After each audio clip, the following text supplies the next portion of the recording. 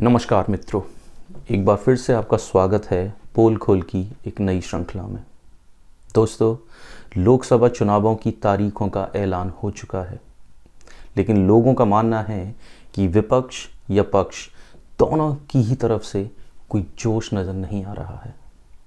वैसे तो विपक्ष एकजुट है, लेकिन उनके द्वारा उठाए हुए मुद्दों में कोई धार नज़र नहीं आती।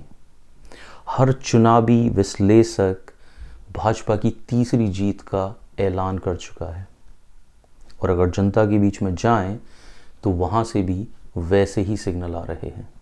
लेकिन ऐसा क्यों है? क्यों आगामी चुनावों में भाजपा की जीत इतनी आसान नज़र आती है? अगर भाजपा के पास राम मंदिर जैसा मुद्दा है, तो विपक्ष के पास भी महंगाई, रोजगार और भ्रष्टाचार जैसे बहुत ही बड़े और महत्वपूर्ण मुद्दे हैं। लेकिन ऐसा क्या कारण है कि यह मुद्दे विपक्ष को वोट नहीं दिलवा पाते या वोट नहीं दिलवा पा रहे हैं? इन्हीं सब मुद्दों पर आज हम इस वीडियो पर बात करने वाले हैं। अगर मैं अपनी समझ की बात करूं तो मुझे लगता है कि विपक्ष की कमजोरी का कारण है रोजगार, महंगाई और भ्रष्टाचार के मुद्दों को स्थानीय समस्याओं से ना जोड़ पाना।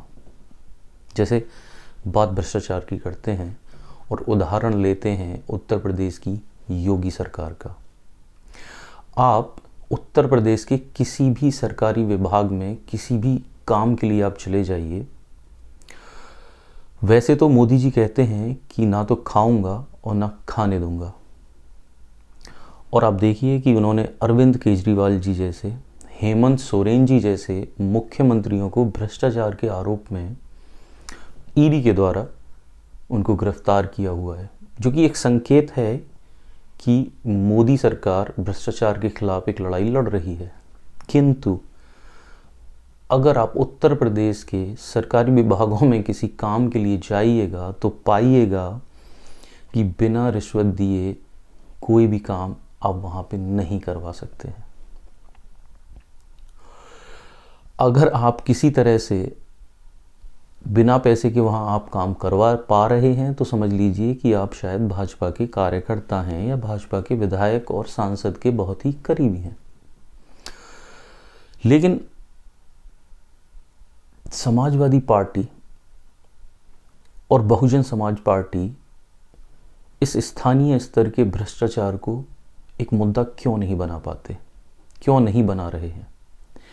आज आप उत्तर प्रदेश के किसी भी रजिस्ट्री कार्यालय पर चले जाइए रजिस्ट्री कराने, और यह मेरी चुनौती है आपको कि आप बिना रिश्वत दीजिए वहाँ पर एक रजिस्ट्री करवा के दिखा दीजिए। इन सरकारी विभागों में घोर भ्रष्टाचार है, आम जनता त्रस्त है, पर फिर क्यों अखिलेश यादव जी और मायावती जी इन मुद्दों को नहीं उठाते या नहीं उठा रहे हैं? ये एक सोचने का विषय है।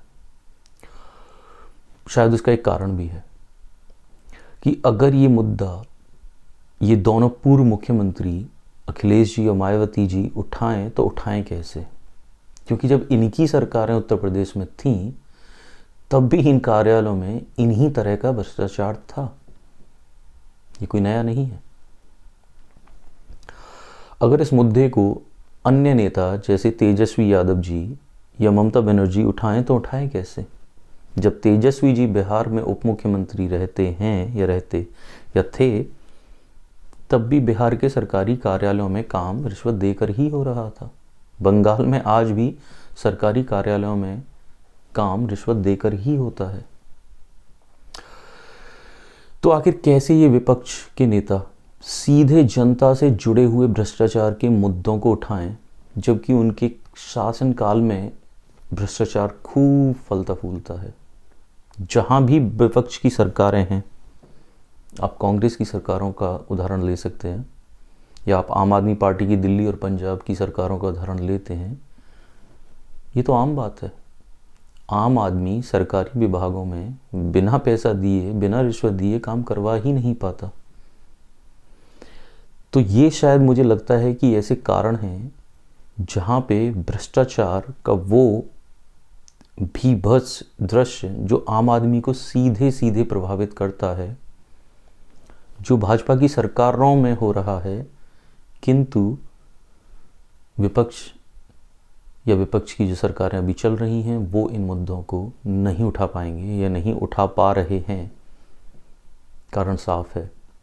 आने वाले समय में हम ऐसे कई अन्य मुद्दों को अपने चैनल के माध्यम से उठाते रहेंगे और आपसे आशा करते हैं कि आप हमारे वीडियोस को पसंद करते रहेंगे, उनको लाइक करेंगे, हमारे चैनल को सब्सक्राइब करेंगे, अपनी जो भी राय होगी उसको कमेंट के माध्यम से हम तक पहुंचाएंगे और अन्य लोगों को भी हमारे चैनल और हमारे वीडियोस के बारे में बताएंगे। आपका बहुत बहुत धन्यवाद।